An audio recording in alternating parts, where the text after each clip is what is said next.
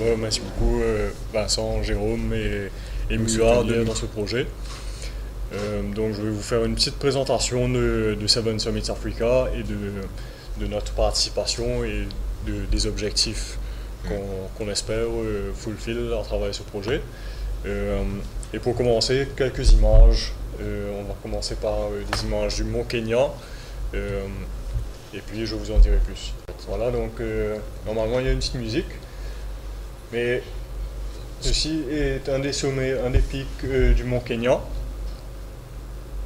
Et c'est en Afrique. On penserait que c'est dans les Alpes ou dans l'Himalaya ou ailleurs, mais c'est bien en Afrique. Donc il y a des lieux et des montagnes exceptionnelles à découvrir.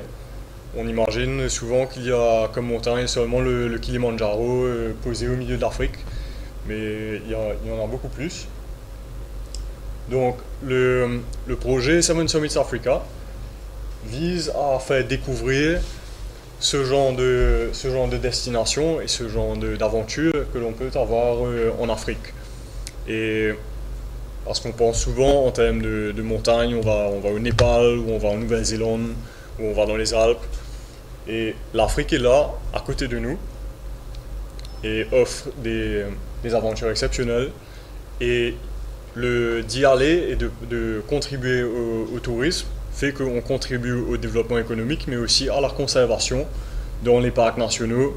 Donc plus de trafic, plus de personnes contribuent à la préservation dans différents parcs nationaux, et c'est l'objectif principal de Seven Summits Africa. Le projet pour augmenter encore la visibilité de l'Afrique et appuyer cet objectif, et pour 2018 et 2019 de monter une équipe exclusivement africaine, une équipe panafricaine, pour tenter le sommet du mont Everest en 2020. Donc nous sommes honorés d'avoir été sélectionnés pour la première expédition Seven Summits Africa de 2018 et éventuellement 2019, et si tout se passe bien, nous irons sur l'Everest en 2020. Donc Téché va nous parler de notre participation, peut-être plus. Oui. Oui. Donc si vous regardez ici, nous partons dans différents pays, comme mentionné au début. On va au Rwenzori, qui est à gauche, c'est en Ouganda. On va faire 3 sommets, et si vous regardez bien, tous les 10 sommets qu'on va faire en Afrique sont près de 5000 mètres et plus. On va faire 3 sommets au Rwenzori, et puis on va au Mont Kenya. On va faire 3 sommets encore, vous avez vu les vidéos. Et ensuite on va en Tanzanie, on va faire 3 autres sommets, et peut-être même un autre, ça dépend. Il y a de la neige, il y a des glaciers, il faut se mettre en cordée pour aller tout en haut du sommet, à 5000 mètres d'altitude. Donc ça va être quelque chose de vraiment, vraiment intéressant, ça va être difficile, mais on s'est vraiment préparé pour ça. Tout à l'heure, on va parler de notre préparation, comment on a fait pour se mettre en forme, physiquement et mentalement, pour pouvoir faire partie de cette expédition. Donc on va faire le sommet qui se trouve à droite, et puis le sommet qui se trouve à gauche. Donc c'est toujours au Rwenzori en Ouganda. Je vous regardez s'il y a la forêt primaire qu'on passe. Donc il y aura toutes sortes de conditions. Ça fait super froid, il y aura tout plein de pluie, il va y avoir de la neige, il y aura du glacier. Donc on doit se préparer à tout.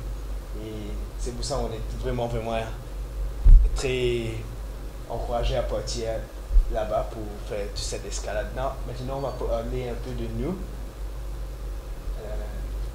Ici, peut-être, Xavier, tu commences pour expliquer ton background et tout. Ok, merci.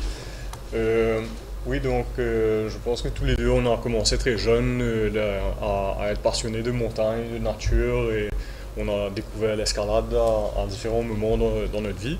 Et puis l'escalade et ou les montagnes en premier.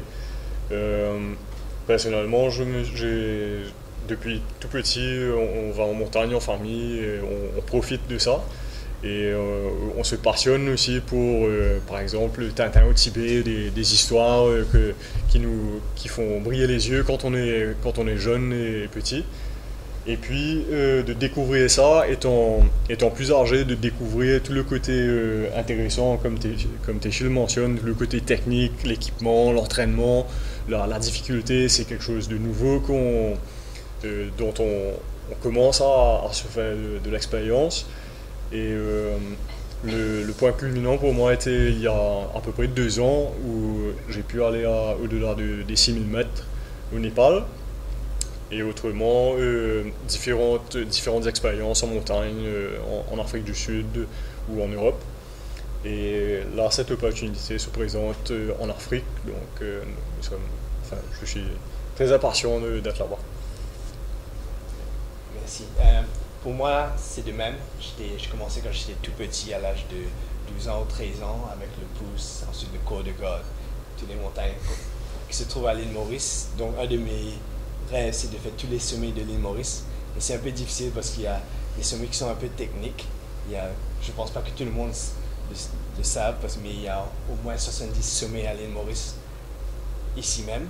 Donc, c'était mon ambition. Et puis, j'étais parti à Singapour pour faire mes études. Et c'est là qu'il y avait un club de mountaineering. Et on partait en Himalaya pour faire nos entraînements. C'était vraiment super.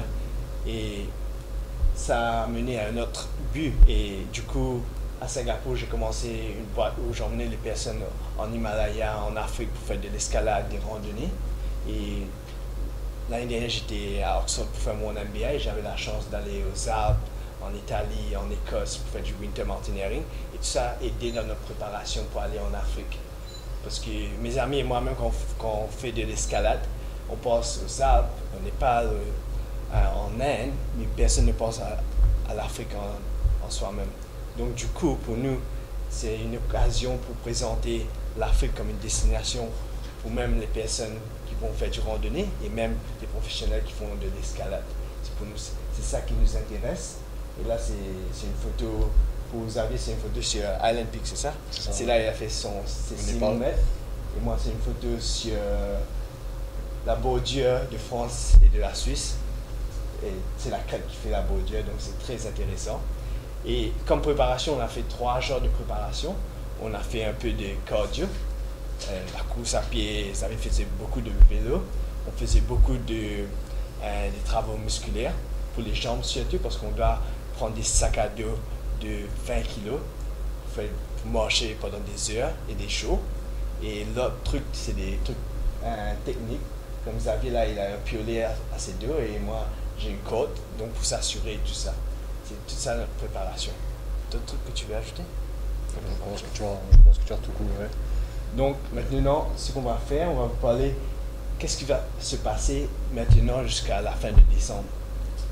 Donc vendredi, on a un truc super intéressant qui se passe. On va faire les 7 sommets de l'île Maurice pour se préparer pour les 7 sommets d'Afrique. Donc on commence vendredi. On va faire vendredi, samedi, dimanche, 3 jours, 2 nuits. Les 7 sommets sont Piton à Petite-Rivière-Nord, il y a la montagne Cocotte, il y a Peterboth, il y a Grand Pic qui est à côté du Peterboth, Grand Glacis aussi à côté du Peterboth, il y a Le Pouce et finalement il y a Côte de God. Donc on va faire ça en 3 jours, 2 nuits et il y aura des gens du public qui vont nous rejoindre pour les sommets pas trop techniques et en même temps pour la conservation qu'on veut promouvoir, on va en même temps ramasser des déchets en route pour faire de sorte que les endroits qui sont très beaux de l'île Maurice restent intacts de la pollution et tout ça. Donc on va commencer par ça et ensuite, comme on a mentionné au début, on va aller en Ouganda, ensuite le Kenya et puis dans la Tanzanie. On retourne après le 6 décembre, peut-être le 7 ou le 8. Et là, au retour, on va faire un relevé de presse, on va parler un peu avec nos sponsors, mais c'est toujours à Mauritius Union. Et par la suite, on va faire des séminaires et tout ça. Donc c'est ça le grand plan jusqu'à la fin. D'autres trucs à ajouter? Ça c'est pour cette année et puis on vous reverra pour 2019 et on espère pour 2020 avec avec peut-être des autres membres de l'équipe. L'équipe grandira. Nous serons à 5 dans l'équipe cette année pour l'expédition africaine. Et le but, c'est d'avoir plus de montagnards africains qui puissent nous rejoindre. Donc, je pense que c'est tout. Merci beaucoup. Merci à vous. C'était extrêmement intéressant et passionnant. Je suis sûr qu'en regardant un peu les yeux des uns et des autres, c'est assez impressionnant. Moi-même, assez impressionné par le challenge que vous vous mettez. On est très fiers aussi de vous accompagner dans ce challenge et d'être avec vous au quotidien. Voilà, d'être aussi votre assureur. Quand on parle de gestion de risque, j'imagine que vous avez aussi beaucoup de risques que vous devrez gérer, que ce soit des risques physiques ou psychologiques. Je pense qu'ils sont forts, ils sont présents. Donc on espère vraiment être à votre côté à tout moment. En tout cas, c'est l'engagement que nous prenons aujourd'hui. Je voudrais peut-être inviter les membres de la presse à ne pas hésiter à poser des questions, que ce soit à nous-mêmes ou directement à Xavier et Téchil. Vraiment, n'hésitez pas. Peut-être une question de sportif. Comment vous êtes venu cette passion de l'alpinisme? Genre en voyant le Peterbof, Cocotte, ou bien c'est venu parce que vous étiez à Singapour, c'était un peu le truc qui sautait du commun? Moi, c'était simple. Quand j'avais de l'âge de 12 à 13 ans, il y avait mon oncle qui nous emmenait faire le pouce. Et là, on est en train de faire l'escalade. Et quand on est arrivé juste avant le sommet, il nous a dit, ok, vous êtes trop petit, vous devez attendre là, vous ne pouvez pas aller au sommet. Donc il y avait cette sensation de quelque chose pas accompli. Et du coup, j'habite à Beaubassin et je voyais le cours de Gaulle à chaque fois. Et je disais aux voisins et à mes cousins, allons-y. Donc on regardait le cours de Gaulle, on a fait que partir, prendre le chemin. Et ça nous a pris 6 initiatives pour pouvoir arriver au sommet du cours de Gaulle. Et la sensation d'être un explorateur, la vue qui vous récompense, c'était super. Donc du coup, pour moi, c'est l'exploration et la vue, c'est super. Et ensuite, c'est les côtés techniques qui m'ont attiré. Parce que quand vous avez vu la photo sur la crête, c'est très intéressant parce que il faut que vous pensez à chaque fois quel mouvement vous devez faire. Parce qu'il faut mettre la protection. Si vous ne mettez pas une mauvaise protection, vous y allez, quoi. Les risques qu'on vous a parlé tout juste. Toi? Pour moi, je pense que c'est beaucoup de facteurs parce que grandissant à Maurice, j'ai eu la chance d'avoir une famille qui allait assez en nature, donc c'était un peu normal d'aller en montagne, de profiter de ça. Et puis quand j'ai été en études, j'étais dans un endroit où il n'y avait pas de montagne du tout. Et quand je suis revenu, quand je suis reparti dans les vraies montagnes, j'ai vraiment senti que c'était quelque chose d'important pour moi, qui me faisait me sentir bien et aussi de repousser les limites. Et puis le côté technique en apprenant, quand Téchil dit protection, c'est de s'assurer, c'est-à-dire qu'on va passer la côte, on va se servir de certaines techniques pour s'assurer qu'on est en sécurité, même si on est sur une crête ou sur un pic où il y a du vide partout autour. Donc c'est un côté juste intéressant et passionnant en même temps parce qu'on a des sensations fortes, surtout dans les nouveaux endroits qu'on ne connaît pas. Là, oui, on se sent un peu comme un explorateur, on fait avec ce qu'on a comme équipement. Donc, ouais, voilà. Quels sont les critères pour être sélectionné par rapport à 2020 pour Mount Everest? Je pense que déjà, ce sera comment on réagit à cette expédition en Afrique, parce que là on passe un peu plus de 4 semaines, qui est assez court pour ce challenge où on va faire plusieurs sommets. Par exemple, on commence l'expédition en allant à 4900 mètres en quelques jours seulement. Et voilà, il faut s'acclimater, il faut s'habituer à l'altitude. Et puis, ce sera, voilà, ça c'est le premier critère, je dirais. Et puis peut-être un critère aussi, c'est comment on travaille en équipe. Je pense que tu veux rajouter quelque chose. C'est travailler en équipe et puis l'expérience qu'on a derrière nous. Parce que Xavier aussi fait guide ici à l'île Maurice pour le Peterbof. Il est aussi le président de l'association du Climbing Association. Et les autres personnes qui ont été sélectionnées sont des guides chez Kilimanjaro aussi. Donc c'est des personnes qui ont de l'expérience pour les aider parce que quand il y a des conditions ou des places qu'on ne connaît pas, c'est l'expérience qui vient et qui fait la différence. C'est ça plus ce que Xavier a mangé. aussi. Là, vous êtes samedi, vous êtes autour de 700, 800 mètres. Comment vous avez préparé pour aller faire 4005, 4006 dans quelques temps? Est-ce que ça demande une autre préparation à part des cardio, à part des sacs? Est-ce que ça demande une autre, parce que la température ne sera pas, on ne sera pas autour de 31 degrés, vous allez tomber dans les 16, 17, peut-être les 0 aussi. C'est vrai, c'est pour ça cette année-ci, on a commencé la préparation au début de l'année. J'étais en Écosse, j'ai fait du winter mountaineering, où il y a la neige, vous ne voyez rien, et donc ça ne vous paye pas.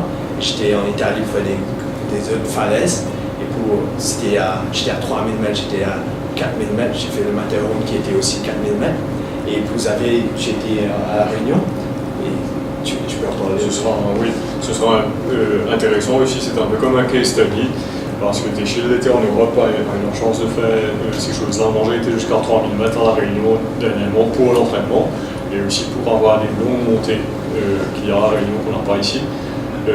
Et puis par rapport au froid, c'est assez straightforward parce qu'il y a l'équipement qui nous protège et de savoir comment s'en servir avec les couches, la protection du froid. Mais par rapport à l'altitude, c'est surtout la vitesse à laquelle on va monter. Il ne faut pas monter trop vite, on doit prendre le temps tous les jours de marcher très lentement et de laisser au corps le temps de s'adapter. Et on ne peut pas. C'est bien qu'on ait déjà été un peu en altitude cette année, et puis on verra comment notre corps réagit. Voilà. On ne peut pas faire vraiment plus que ce qu'on a fait cette année. Le Mont Everest, pour vous, c'est le Graal. Parce que les conditions ne vont pas être pareilles. 10 000 mètres et 4 000 mètres, c'est pas. Ce que j'ai pu lire, c'est pas la même chose. Il y a l'oxygène qui est rare, la température qui est presque pire qu'un réfrigérateur. Donc, comment vous allez vous préparer ensuite pour aller vraiment vers le sommet du monde? Le projet de Seven Summits Africa, c'était aussi d'aller s'acclimater sur le Mont Kenya avant d'aller au Népal, pour déjà être exposé à l'altitude, pour que le corps puisse produire des globules rouges, plus d'hémoglobine. Et puis, l'escalade du Mont Everest se fait sur une longue période, parce qu'il faut monter, redescendre, s'exposer à l'altitude et revenir prendre de l'oxygène en bas. Et comment on va se préparer, le mieux qu'on puisse faire, c'est de vraiment avoir de l'endurance et d'être fort pour les mouvements spécifiques que l'on va faire, donc porter des sacs à dos et juste monter, descendre. Donc c'est un entraînement assez spécifique qui se fait sur une base aussi d'entraînement d'endurance. Que sera l'aide de la MUA? Parce que c'est financier, c'est une grosse assurance risque. Déjà, excusez-moi, c'est MUA. C'est pas MUA, c'est MUA, c'est les 3 lettres. Dans le public, c'est MUA. Dans le public, c'est MUA. Ah, mais je vous encourage à rectifier, à dire c'est MUA. Voilà, ces 3 lettres qui sont associées, qui étaient anciennement Bauge Chenille Assurance et donc MUA. D'abord, il est financier. D'abord, on les aide financièrement à ce qu'ils puissent effectivement acheter leur matériel. Je pense que c'est quelque chose qui est important, qu'ils aient du matériel de bonne qualité. Et puis, je pense qu'il y a à apprendre à se connaître. Je pense qu'au fur et à mesure, en fonction des différents échelons, des différents challenges qu'ils amèneront sur la table, c'est en fonction de la visibilité que ça donnera aussi à la marque. C'est des choses auxquelles aussi on sera prêt à les soutenir. Rien n'est défini déjà en avance. Il y a déjà un premier montant qui a été agréé, et donc sur lequel on s'engage à soutenir. Et puis on verra. Le soutien pourra évoluer. On pourra effectivement parler de l'assurance, on pourra effectivement parler de plusieurs choses qui sont encore une fois en cohérence avec nos valeurs et avec les leurs. Je crois que ce partenariat est un début et il ne fera qu'évoluer vers, en tout cas nous aussi, nous l'espérons, vers l'Everest en 2020, qui est aussi l'aboutissement de notre plan stratégique en 2020, ambition 2020. Donc nous aussi on a des sommets à atteindre, ce ne sont pas les mêmes que les vôtres, mais on espéra effectivement pouvoir gravir ces échelons aussi petit à petit avec vous. Et ensuite, si vous voulez nous suivre, on a une page Facebook, c'est Seven Summit Team Mauritius. Summit Africa.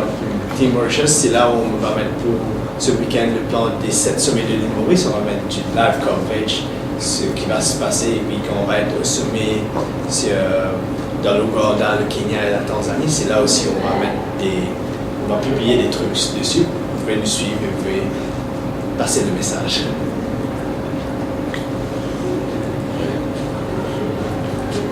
Merci. Est-ce que vous avez d'autres questions?